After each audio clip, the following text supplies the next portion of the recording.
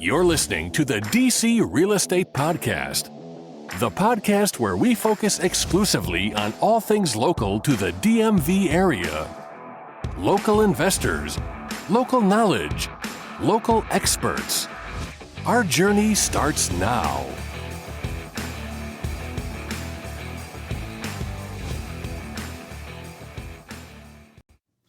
Hey, welcome to this week's episode of the DC Real Estate Podcast. My name is Russell Brazil. I am an associate broker with RLAH Real Estate. I'm Sarah Frank. I am an agent with RLAH and on Russell's team, the District Invest Group.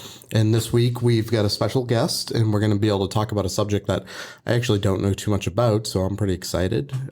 We've got April Myers here. Hi. Hey, so April, tell us a little about yourself and what you do.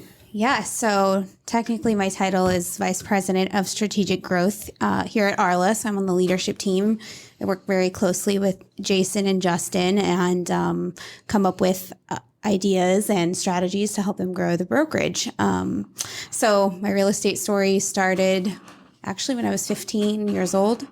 That's pretty early. Yes, I decided I wanted to be in the business then. I visited my aunt in Paradise Valley in Arizona, and we went to open houses, and I met an agent, and she was so nice and knew so much about the area. And I just said to myself, you know, I want to be involved in real estate someday. So I went to college for it. I worked for realtors in college, and here I am still in the business. So what do you study in college that's real estate focused? That was going to be my question. Yeah. So my minor is actually in real estate studies. So I had to take some real estate classes. I really wanted to avoid financial accounting. I am not a math person. So I did a minor versus a major in real estate. But you can calculate 3% of anything, right? So Absolutely. But it wasn't like commercial. It wasn't like a finance real estate one. It was just straight up Real estate minor. Wow, So cool. I did a communications major with a real estate minor. Like what kind of classes were those? I'm so jealous. So it was like economics, microeconomics, commercial. I did have to take a commercial real estate class.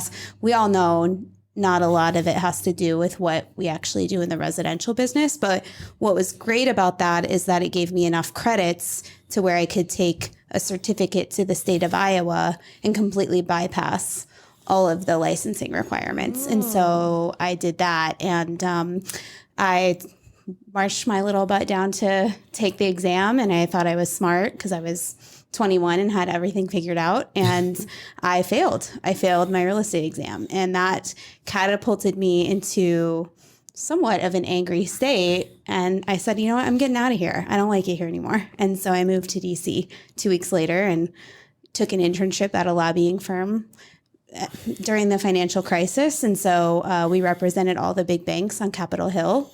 And so I got to meet Jamie Dimon, and, you know, I was in Hank Paulson's office within the first couple of weeks of being there. And I had no idea what I was doing because, you know, here I am, this little girl from Iowa. But I've seen a lot of interesting aspects of the business. So that's pretty cool to be 21, 22 years old and you're in a meeting with the Secretary of the Treasury Yes. and the CEO of Yes. Jamie does CEO of Chase or JP Morgan Chase. So yeah, and then I think at the time Richard Davis, he was the CEO of U.S. Bancorp.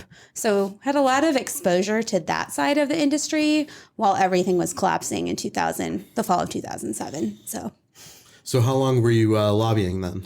So I was just there for an internship. I used that, you know, to use my communications degree to then work, you know, in the private sector, somewhat of in the nonprofit sector in DC. I used it to get my first job. And I quickly found out that, you know, it just wasn't really the place for me. While I love nonprofit work and doing communications and marketing for that, I just didn't feel like it was.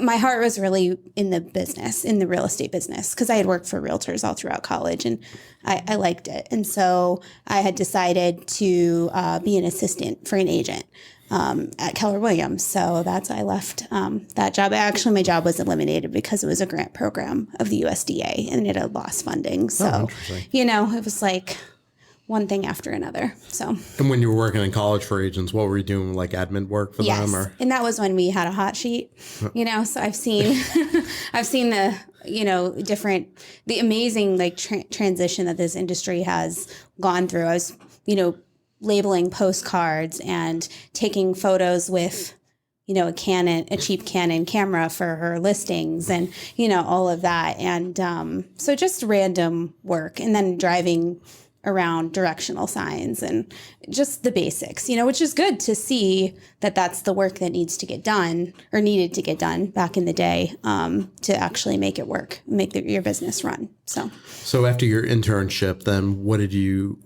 transition back into real estate after that? Or? Yeah. So I was actually an assistant for an agent at KW in Arlington. That was my first brokerage experience in the DMV at Metro Center. I think at the time they had about 42 agents, and now they have a lot more. And so being in a place like that, and I think so much of your success in this business has to do with who you work with and who you work for.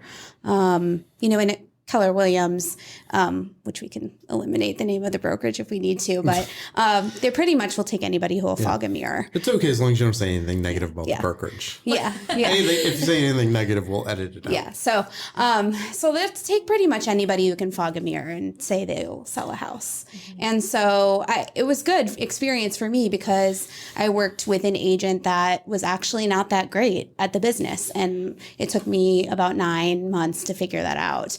It was also just, I still have some of the best friends that I do in this business today from that office. So every experience in life is meant to be. But I went right from there to working for an agent at McInerney. Yeah, and you mentioned they would take anyone that could fog a mirror. It's not actually unusual in the business, right? So they're not the only company. That's the business structure of most brokerages, not all, but 87% of people who get a real estate license will fail out of the business, right? And so it takes a lot of time to try to identify who will actually be good and who will fail. Mm-hmm. And so really, you got to take hundreds of agents in that are paying you fees, and that's their business structure, and that's the business structure of probably 80% of brokerages, right? Well, and especially Keller Williams, because if the more agents they have that are getting to that cap, the more money the company makes. Yep. Once you're past a certain point, they don't really care how much more you sell. Diminishing returns. Absolutely. So. Yeah, so it's not a really negative thing we're saying about them. It's just the fact of how the business structures are for brokerages. Yeah. They need hundreds and hundreds of people paying into their business. So brokerages largely, their clients are agents, right? So they need huge volumes of these clients, which are their agents, in order for them to become profitable. And they're a very thin margin business on top of it.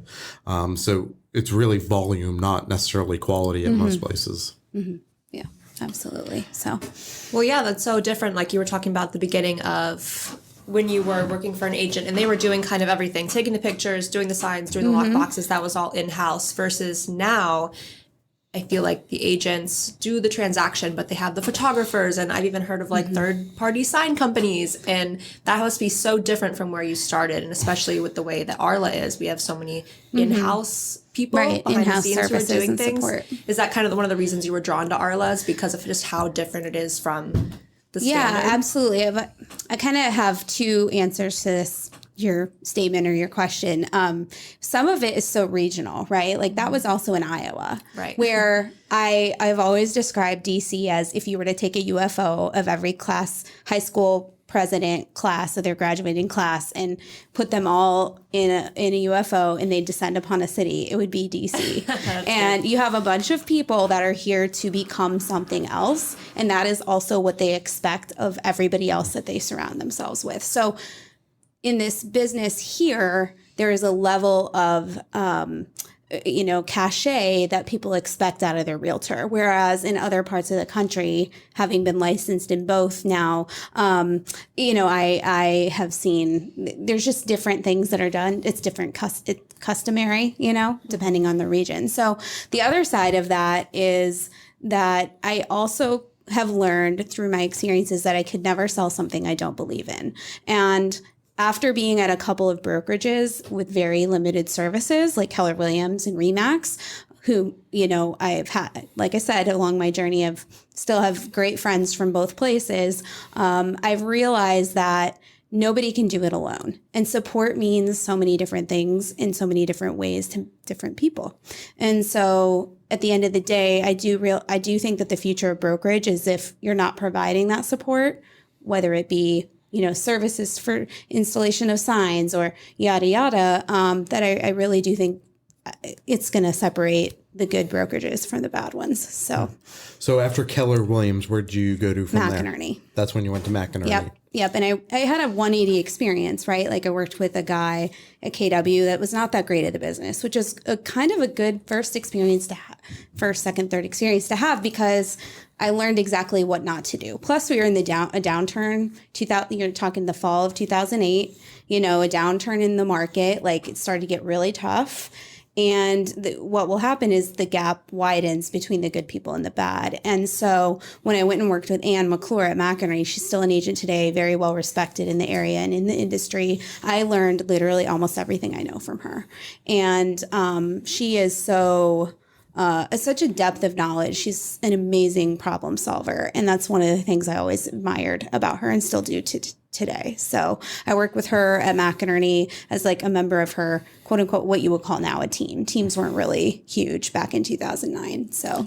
Yeah, funny story. So I got this call about this listing in Arlington that wasn't selling. And they said they were interviewing some other agents. And I told them, at a very peripheral look, I was like, I think your property's overpriced and that's why it's not selling.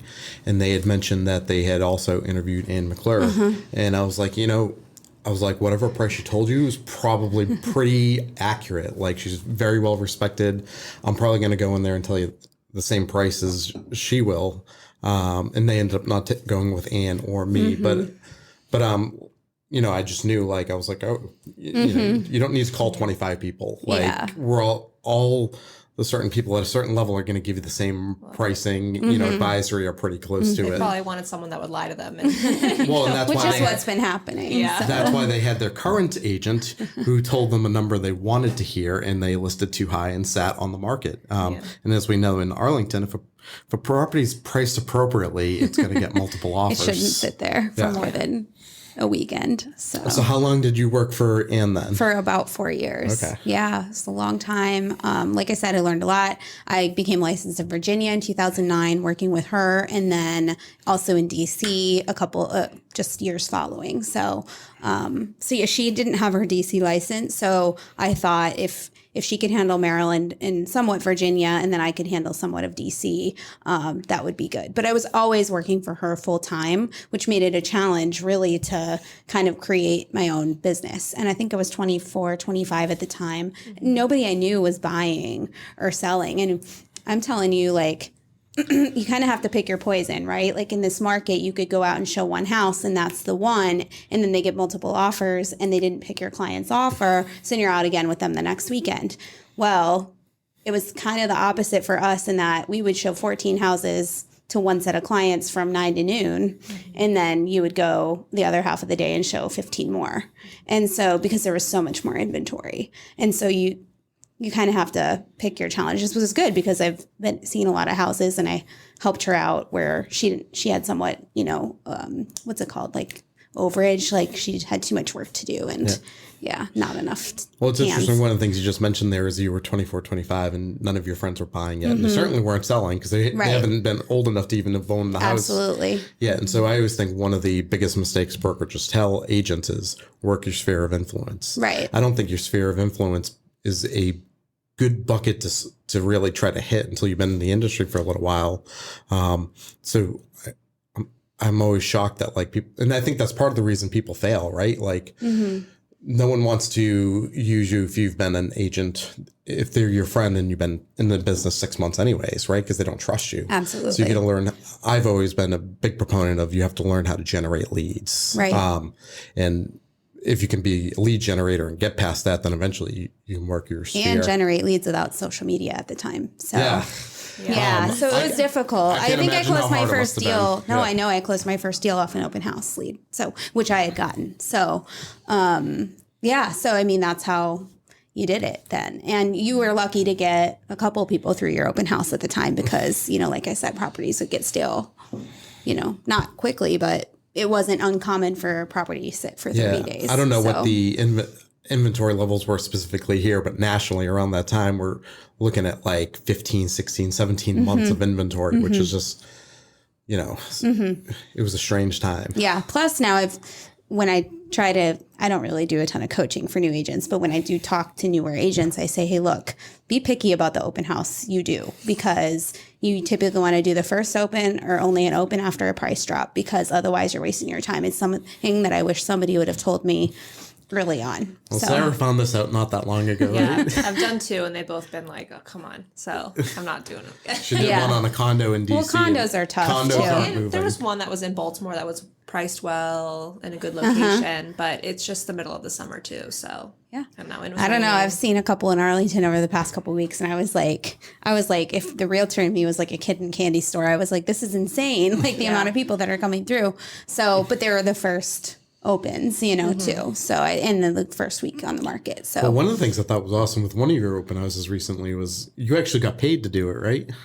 Yeah, well, that's Liz. Yeah, Liz Ho. She's the best because she's like, I got my father-in-law's coming to town. Like, I'll pay you whatever. Well, and to but be I gotta honest, be there. I think that because at RLAH we make it very difficult to even find our agents. Are you interested in RLAH? We make it. Justin and I have joked like about how difficult it is to find on our website, because we don't want 1,000 people coming in through the site, just saying, hey, I got my real estate license. Can I interview you? Or for brokerages, I want it to be hard to find. Then I want you to answer a bunch of questions, typically, unless it was a lead, which it was from Russell to me for you. But we want it to be difficult, because if you can't figure out how to navigate a website, good luck in this industry. But where I was going with that is we hire typically really good new agents, and rarely do they fail. If they fail, it could be because they have other endeavors, which I don't really like hiring people with a full-time job, but we all start somewhere. So you got to sort of take a gamble. But like if for the quality of agent that we have here, agents should get paid, especially if you are out of town and you are a top producer. It's one of the things you somewhat have to expect. If you want time off, you're going to have to be willing to pay. And I've got no issue with that. Usually just though. But it's funny that, right. Many I see people what are you're saying. trying to jump at to do that open house, right? To try to pick up buyers, right? And I was like, you're getting paid? I was like, that's awesome. She must have known. Yeah, she must have known it wasn't going to be busy. Well, but there you go. So. So you worked for Ann, and then Yes. then you transitioned out of that. I did. So I'm from Iowa originally, and so I was very close to my grandmother, and my grandmother was passing away, and it kind of got me into this mindset of, do I want to wait till my parents are like old and fragile to like live close to them, right? Like, and I had met Colin, who's now my husband. We were engaged, and I was like, what if we were to like move closer to my home, like move back to Iowa? And he's like, well, we'll try it, or we can try it. And so knowing that I couldn't just hop into the Des Moines market on 100% commission, I took a job with a commercial real estate firm doing their marketing. And so we moved to Des Moines, and that's when I joined RE/MAX too. So I held my Virginia license at McInerney, and I did until 2016. And then I got my license at RE/MAX in Iowa. So that's how I became a RE/MAX agent in Iowa.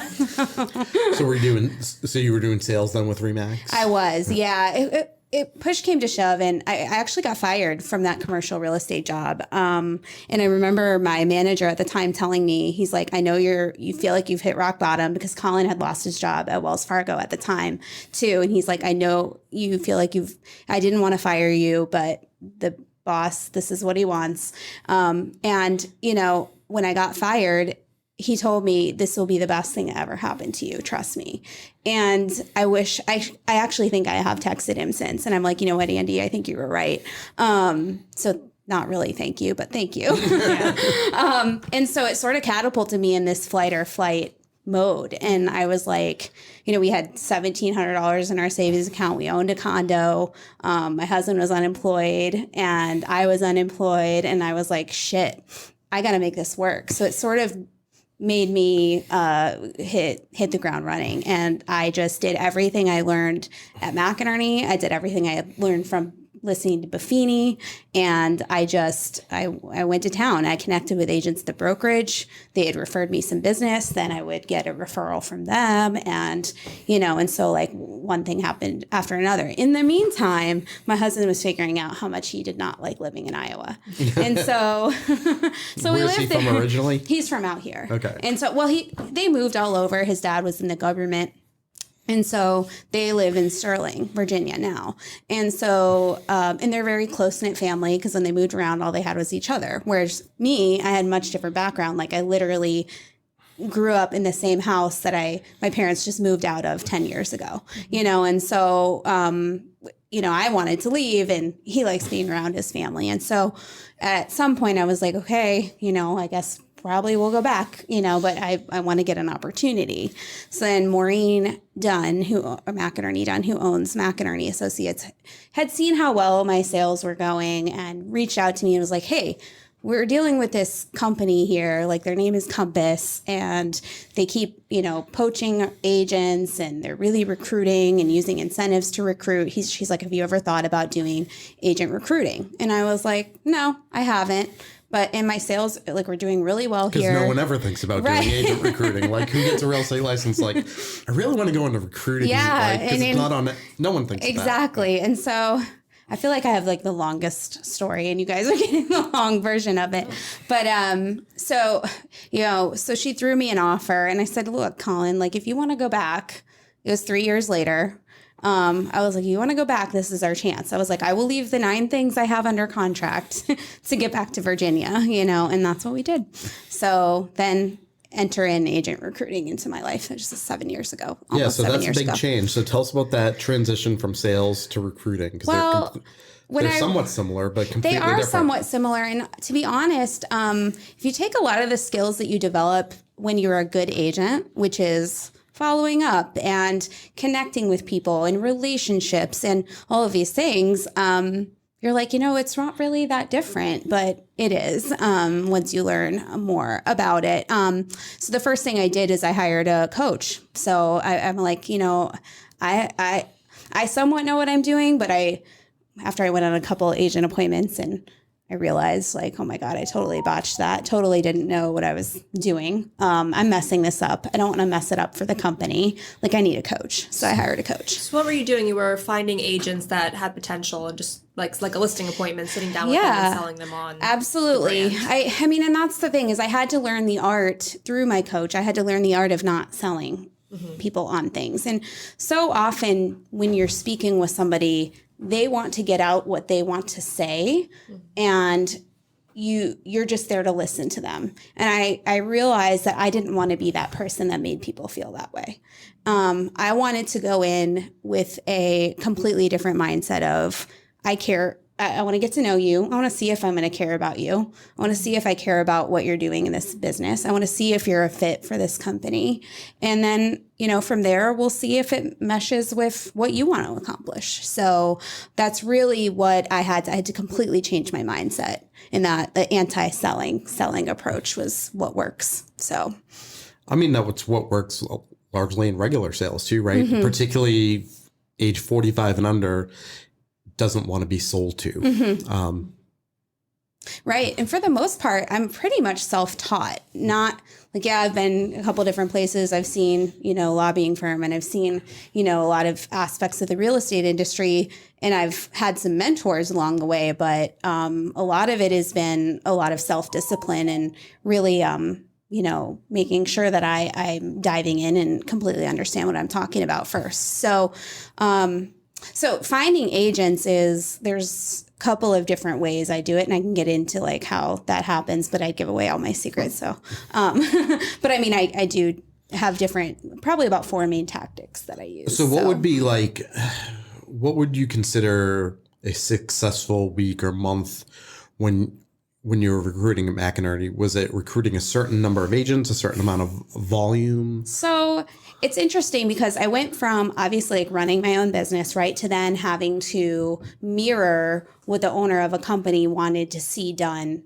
in sales. So like it's somewhat of an internal sales role. So whether or not what I wanted to think was a good month, it's what they thought was a good month or what they didn't think. And that's where my challenges came in. And there, the process was that I would interview an agent, and then from there, they would go on and speak with a managing broker. And then the managing broker would decide if they were a fit for the company.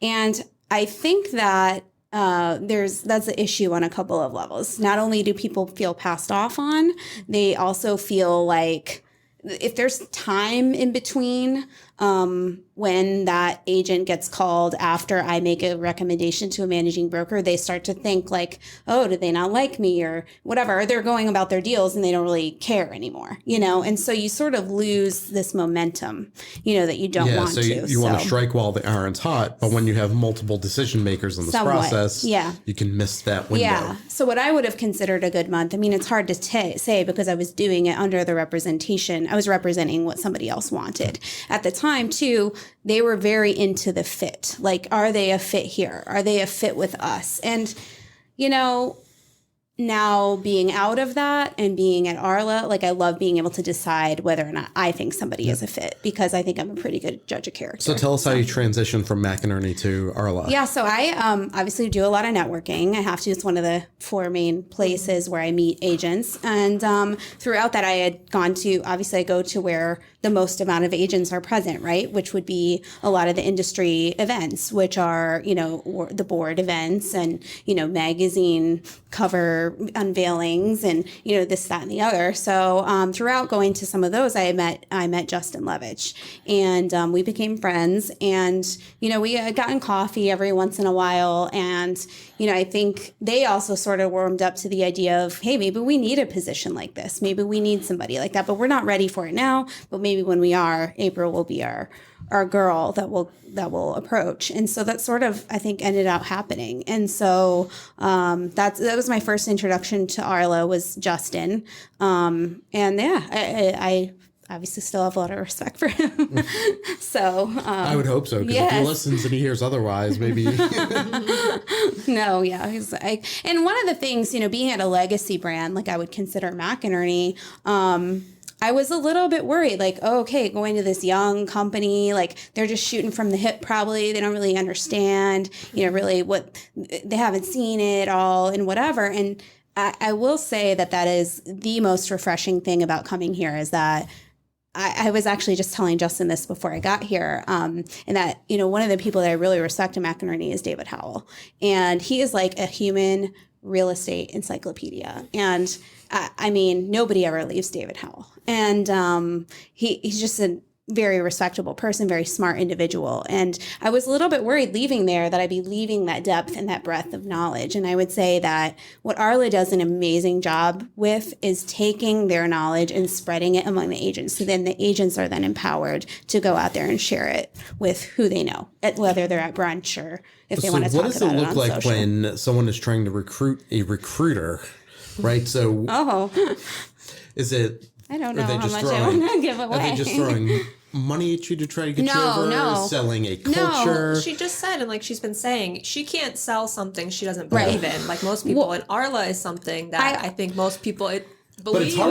It's hard to recruit in general, but I imagine recruiting a recruiter is even harder because your whole spiel for years before that is saying, come here, this place is great. Yeah. And now someone's convinced you another place is Let me actually just tell you something. Something I really thought about was what is the most similar place to McInerney, but would probably get rid of a lot of the issues that I have with McInerney, which is, you know, somewhat feeling like I had to be a gatekeeper or being gatekept myself. And so, you know, I think that I also looked at like who I was losing to, you know, in recruiting these, who we were losing agents to.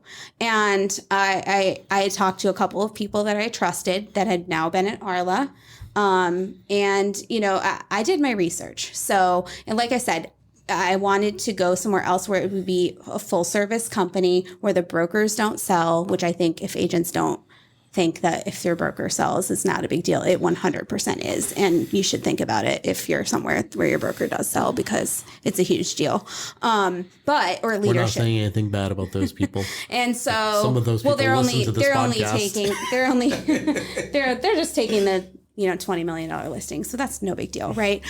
So I think they should be 100% dedicated to their agent success. And so I think that, I did look at a lot of those things and I did consider it. And like I said, yeah, like Sarah reiterated, I can't sell something I don't believe in, which, is limited service and limited service agency brokerage. So now at RLAH, what does a successful week or month look like? Do you set sort of goals for yourself or anything, or is it very much fluid? Recruiting is a numbers game. But if the agent in me, I will say it is tough. Like I was just telling you before Sarah got here, like 2 weeks ago, 7 meetings got moved or canceled. If I want something from someone, they know that, which is even just a coffee, it's easiest to cancel and get rid of me. I'm also trying to meet with somewhat experienced agents, right? Like I do meet, I'll tell you a little strategy I have in a little while, but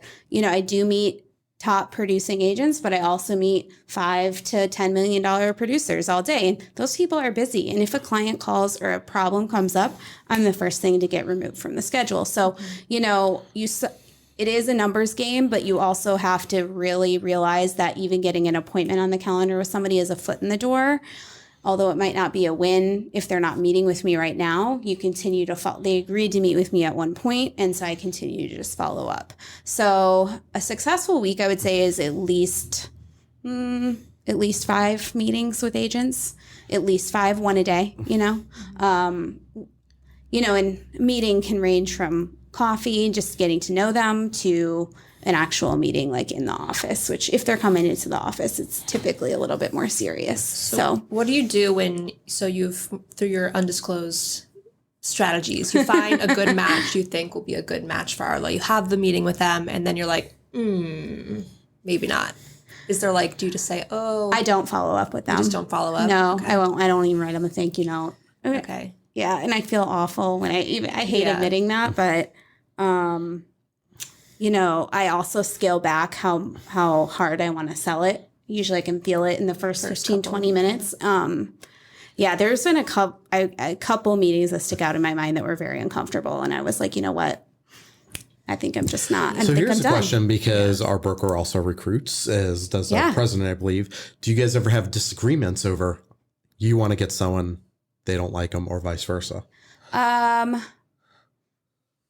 I mean, maybe I can't think of anything specific. I can't think of a specific instance. And to be honest, that's good that you're mostly on the same He owns the company. So whether or not I would agree with something, it's his company. I'm here to represent his interests. So, what I would say no, probably not. No, I mean, I think if I saw somebody on his calendar that I had a glaring problem with, I would definitely bring it up to him and let him decide what he wanted to do with that information. I think I've done that before a couple times. So, yeah. So 5 appointments a week is at least, is a good success. Yeah. Are you able to track conversion rates? Because so much of this is recruiting is a multi-year process sometimes, it right? It is so many. Yeah. You have to have a lot of patience. Talk with someone and not get them to switch till 3 years later. Yeah. That happens a lot, I would say. I think the tracking,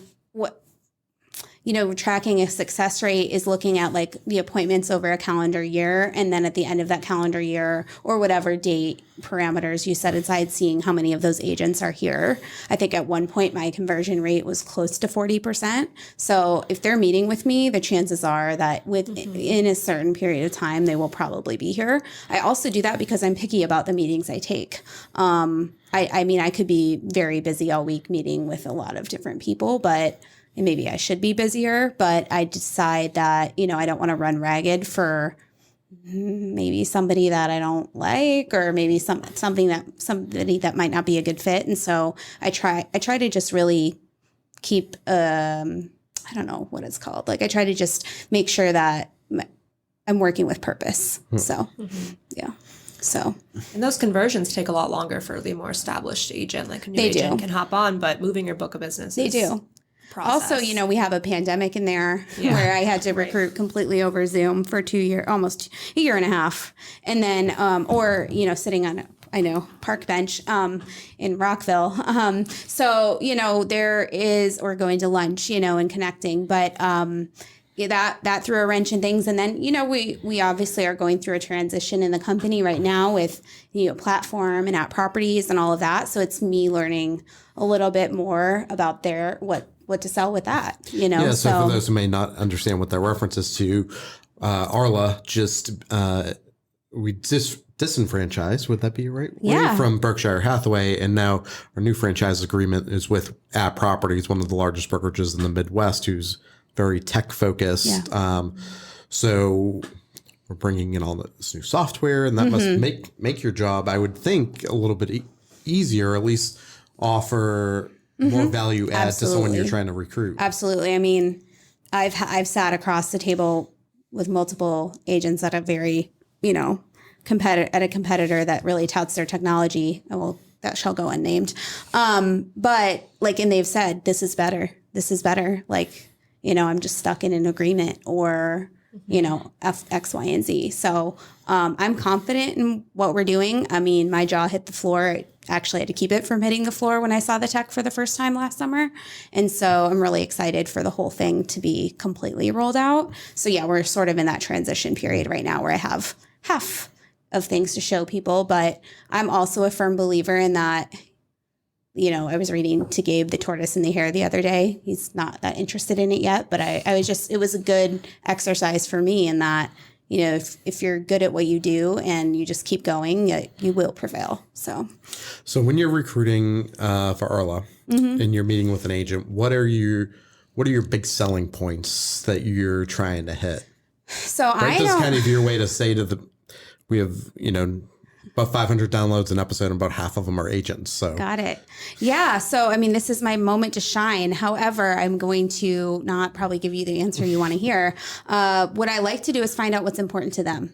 And then I really focus on that in the meeting. I ask them a couple of questions. It doesn't have to be like a long questioning period. Sometimes it goes long because sometimes they just need somebody to unload on. In some ways, I'm a little agents bit of a notoriously like to bitch a lot. They do too. And also deciphering whether or not it's real isn't really my problem. But if we have what they don't have and I can cover it up with an RLAH Band-Aid and show them how we could help them, you know, grow or feel more important or whatever it is that they need, you know, then that's what I focus on is really only what's important to them. And so I typically ask an agent what 3 things they would change about where they're at.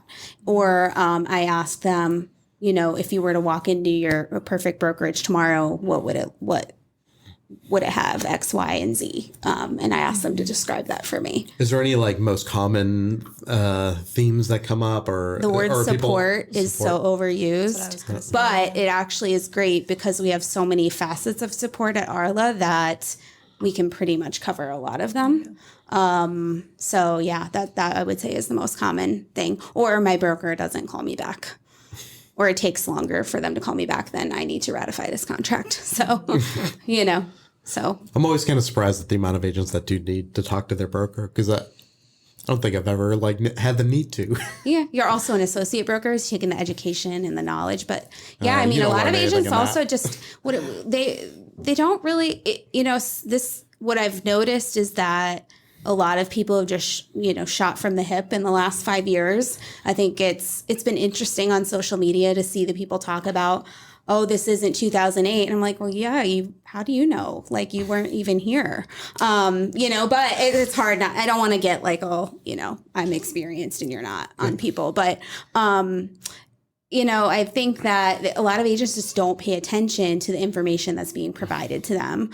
Or if they were in the right spot where they did have brokers sharing their knowledge, they may not have to, you know, ask these questions. Like the questions I see, I'm in that Echo Title Northern Virginia real estate talk on there. And there are so many opportunities I see a day where I would love to comment and be like, the fact that you didn't A, pay attention when your broker was talking about this in the last 3 weeks, or B, your broker's not telling you this stuff, like it's huge problems and red flags. And it's like, this is your income. This is your livelihood, people. Like, pay attention. Well, and hopefully that information the broker is giving is actually accurate. So before I switched to RLAH, I was recruited by another brokerage, and I'm a very much by the book and by the rules person. And I went to this, and part of their recruitment was like, why don't you come to our sales meeting, see how you like it? And I went to the sales meeting for this brokerage, and the broker was speaking and specifically like mentioned two things that were like 100% incorrect and illegal.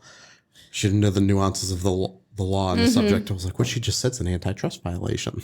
Wow. And so like that was a big turnoff for me because I'm very much by the book. Yes. I think it's something RLAH does so well is disseminate information, the systems in place. Like, you're never wondering, like, if there's a new change to contracts, and, you should there's know. so many other people to ask. Like, I can't imagine having to approach Justin or Jason for anything unless, like, my hair was on fire. And There's I really needed also help. just different scenarios that come up. Like, every house is different. Every buyer is different. Every seller is different. Like, I've been involved in close to 200 transactions in my time, and which doesn't seem like that many over 14 years, but when people weren't selling a ton from 2009 to, whenever, it is a lot.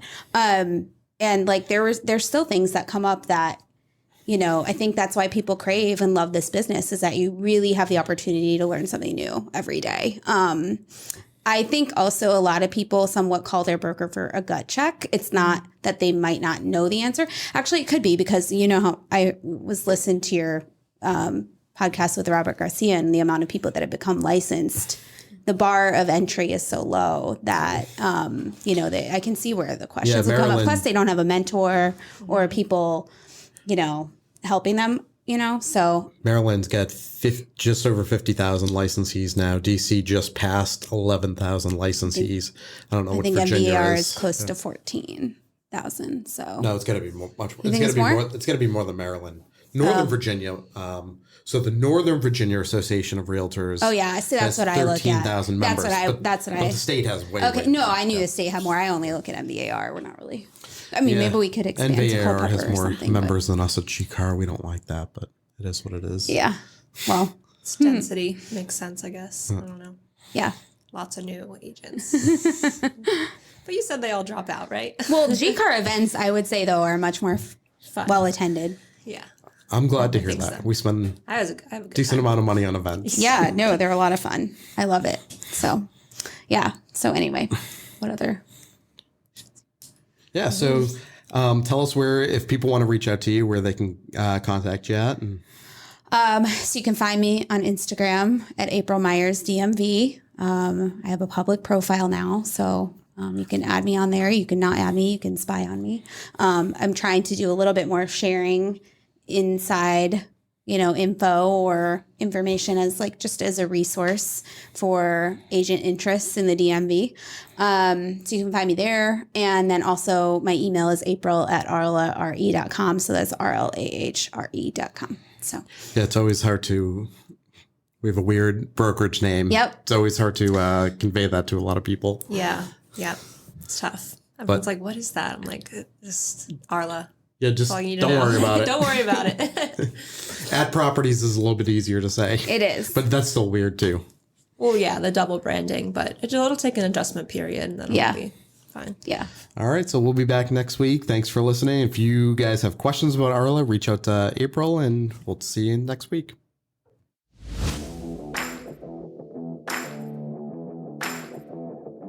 Thanks for listening to the DC Real Estate Podcast. We hope you enjoyed the show. If you want to contact the hosts, reach out to them at info@dcrealestatepodcast.com. Don't forget to subscribe, rate, and review the show wherever you access your podcasts.